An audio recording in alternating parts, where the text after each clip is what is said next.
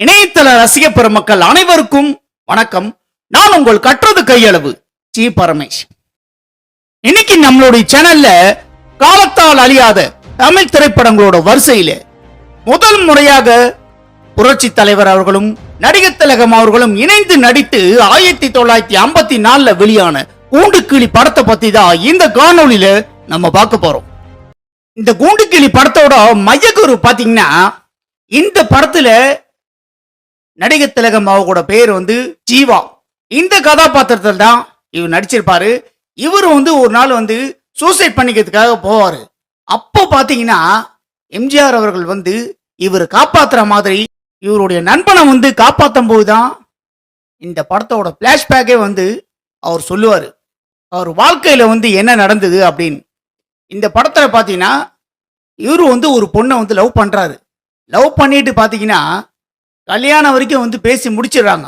ஆனா ஏதோ ஒரு காரணத்தால பாத்தீங்கன்னா அவங்க ஊரை விட்டு போயிடுறாங்க. இந்த திரைப்படத்துல அவங்கள எங்கெங்கேயும் தேடி அலைவாரு இந்த படத்தோட கதாபாத்திரம் ஜீவா.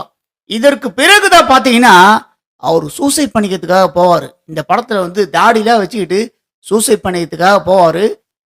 அவருடைய நண்பன் எம்ஜிஆர் அவர்கள் காப்பாற்றும் போய் தான் இந்த படத்தோட பிளாஷ்பேக்கே விட்டு சொல்லுவாரு.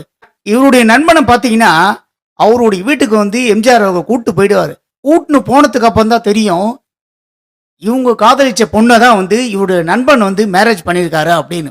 ஆனா அவர் பாத்தீங்கன்னா அவர் எவ்வளோ இந்த வீட்டை விட்டு வெளியே போகிறதுக்காக அவர் ட்ரை பண்ணுவார். அவர் மனசாட்சி உறுத்துது அப்படின்னு சொல்லிட்டு இந்த இடத்துல நம்ம இருக்கக்கூடாது அப்படின்னு சொல்லிட்டு அவர் ட்ரை பண்ணுவார். ஆனால் அவரால் போக முடியாது. இந்த திரைப்படத்தில் பார்த்தீங்கன்னா நண்பனாவோட ஒய்ஃபையே இவர் அடைய நினைக்கிற மாதிரி தான் இந்த படத்தோட கதையை வச்சிருப்பாங்க. அதே மாதிரி நடிகர் திலகமாவோட கதாபாத்திரம் ஒரு நெகட்டிவ் கதாபாத்திரம் மாதிரி தான், அதாவது வில்லன் கதாபாத்திரம் மாதிரி தான் இந்த படத்துல கொண்டு போயிருப்பாங்க. உங்க ரெண்டு பேருமே பாத்தீங்கன்னா இந்த படத்துல நண்பர்களா இருந்திருப்பாங்க. அதை எம்ஜிஆர் அவர்கள் ஞாபகப்படுத்துற மாதிரி தான் இந்த படத்துல நிறைய வசனம் வச்சிருப்பாங்க. இவரை பத்தி சொல்ற வசனம் பாத்தீங்கன்னா ரொம்ப அவர் பேசிட்டே இருக்க மாதிரி தான் இந்த திரைப்படத்துல இந்த காட்சி வச்சிருப்பாங்க. இதை கேட்டுதான் அவருடைய வீட்டுக்கு இந்த படத்துல கூட்டு போற மாதிரி தான், அதாவது சூசைட் பண்ணிக்க போற இவரை பாத்தீங்கன்னா ஜீவா எனது உயிர் நண்பன் அப்படின்னு சொல்லி இவர் அவருடைய வீட்டுக்கு கூட்டு போறாரு. ஆனா இந்த படத்துல பாத்தீங்கன்னா நடிகர் திலகமோட கதாபாத்திரத்தை ஒரு கொடூரமான வில்லன் கதாபாத்திரமா தான் கொண்டு போயிருந்தாங்க. ரெண்டு பேரும் இந்த படத்துல போட்டி போட்டுட்டு தான் நடிச்சிருப்பாங்க. ஆனா போட்டி போட்டுட்டு நடிச்சாங்க சொல்றதை விட நடிகர் திலகம் அவர்களுக்கு தான் இந்த படத்துல ஃபுல் ஸ்கோப்பே இந்த படத்துல கொடுத்துருக்காங்க. அதனாலதான் திரையரங்குகள்லயே எம்ஜிஆரோட ரசிகர்களும் நடிகர் திலகமாவோட ரசிகரும் சண்டை போடுற மாதிரி தான் இந்த படம் இருந்திருக்கும். என்ன கேட்டீங்கன்னா இவங்களுக்கு மேரேஜ் ஆனதுக்கு அப்புறம் கூட இவர் மேல எனக்கு லவ் இவங்களுக்கு குறையவே குறையாது. இவங்களை அடையிறதுக்காக இந்த படத்துல நடிகர் திலகமாவோட கதாபாத்திரம் இப்படிதான் வச்சிருப்பாங்க. ஃபுல் ஸ்கோப் நான் ஏன் கொடுத்துருந்தேன்னு இப்பதான் உங்களுக்கு தெரிஞ்சிருக்கும். இந்த படத்தை நீங்க எல்லாரும் பார்த்துருந்தீங்கன்னா உங்களுக்கு தெரிஞ்சிருக்கும். அதே மாதிரி வசனம் எல்லாம் பாத்தீங்கன்னா இந்த படத்துல வசனம் எல்லாம் ரொம்ப லாங்கான வசனமா தான் இருக்கும் சில காட்சிகள்லாம் இந்த படத்துல. அதே மாதிரி இலக்கண வசனத்தில் தான் இந்த படத்துல பேசியிருப்பாங்க எல்லாருமே. எப்பவுமே பழைய படத்தை பொறுத்த வரைக்கும் பாத்தீங்கன்னா, அதாவது ஹிஸ்டாரிக்கல் ட்ரெஸ்லாம் போட மாட்டாங்க. ஆனா நிறைய படத்துல இலக்கண வசனமாய் தான் பேசுவாங்க. நிறைய திரைப்படத்தை நீங்களே பார்த்துருப்பீங்க, அது உங்களுக்கே தெரிஞ்சிருக்கும். அது நிறைய சில திரைப்படங்கள்ல அப்படிதான் வச்சிருப்பாங்க. அதாவது ஹிஸ்டாரிக்கல் ட்ரெஸ் போட்டுக்கிட்டு இலக்கண வசனத்துல பேசுவாங்க. ஆனா இந்த படத்துல பொறுத்த வரைக்கும் பாத்தீங்கன்னா இந்த படத்துலயும் சரி சில திரைப்படங்களையும் வசனமா தான் பேசுவாங்க. இப்போ நான் அப்படின்னு சொல்றத நான் அப்படின்னு தான் சொல்லுவாங்க. இந்த படத்துலயும் பாத்தீங்கன்னா இலக்கண வசனம் மாதிரி தான் நிறைய வசனங்களை வச்சிருப்பாங்க இந்த படத்துல. இந்த படத்தோட மையக்கரு இதுதான். ஏன்னா இந்த படத்தை நீங்களே பார்த்துருப்பீங்க, உங்களுக்கு தெரிஞ்சிருக்கும். அதே மாதிரி ரெண்டு பேருக்குமே ஈக்குவலான கதாபாத்திரத்தை கொடுத்துருப்பாங்க. ஆனா நடிகர் திலகம் அவர்களுக்கு இந்த படத்துல ஃபுல் ஸ்கோப்பை கொடுத்து எடுத்திருக்காங்க. அதனால தான் பாத்தீங்கன்னா பாதி படத்துக்கு மேல ஜீவா நடிகர் திலகமோட கதாபாத்திரத்தை அதிகமா காட்டியிருப்பாங்க.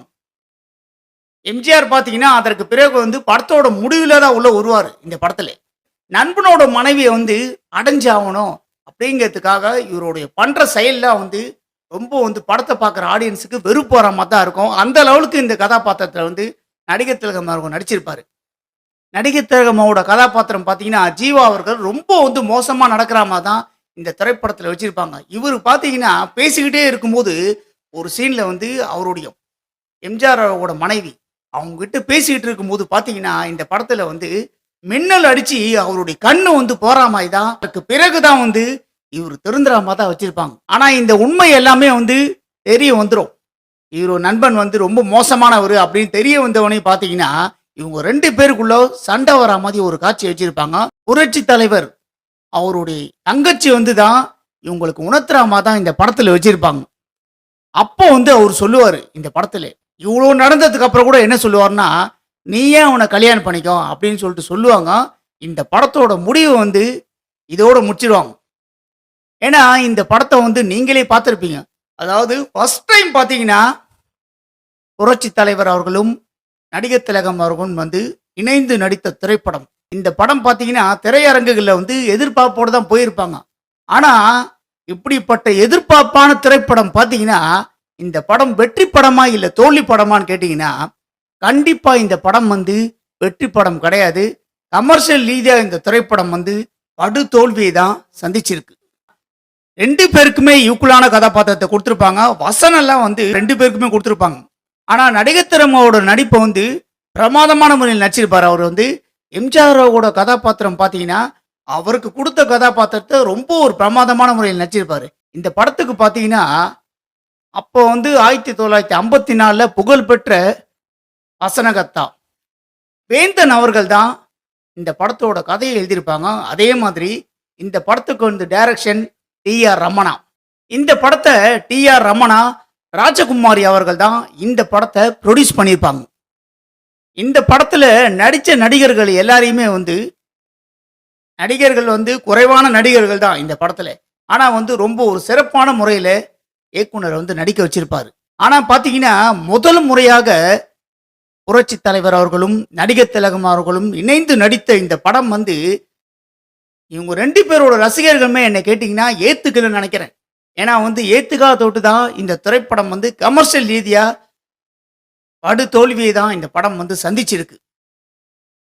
இந்த படத்தை நீங்க எல்லாரும் பார்த்துருந்தீங்கன்னா புரட்சி தலைவரோட நடிப்பும் நடிகர் திலகமோட நடிப்பும் எந்த லெவலுக்கு இருந்திருக்கு, இந்த படம் வந்து எப்படி இருந்தது அப்படின்னு உங்களுடைய கருத்துக்களை மறக்காம என்னுடைய கமெண்ட் பாக்ஸ்ல பதிவு பண்ணுங்க. இப்போ காலத்தால் அழியாத தமிழ் திரைப்படங்களோட வரிசையில கூண்டுக்கிளி படத்தை பத்தி நம்ம கொடுத்திருக்கிற இந்த காணொளியை பத்தி நீங்க எல்லாரும் என்ன நினைக்கிறீங்கன்னு உங்களுடைய கருத்துக்களை என்னுடைய கமெண்ட் பாக்ஸ்ல எல்லாரும் மறக்காம பதிவு பண்ணுங்க. நண்பர்களே, இந்த காணொளி உங்களுக்கு பிடிச்சிருந்தா லைக் பண்ணுங்க, ஷேர் பண்ணுங்க, கமெண்ட் பண்ணுங்க. ரொம்ப பிடிச்சிருந்தா ஜி பரமேஷின் கற்றது கையளவு சேனலை சப்ஸ்கிரைப் பண்ணுங்க.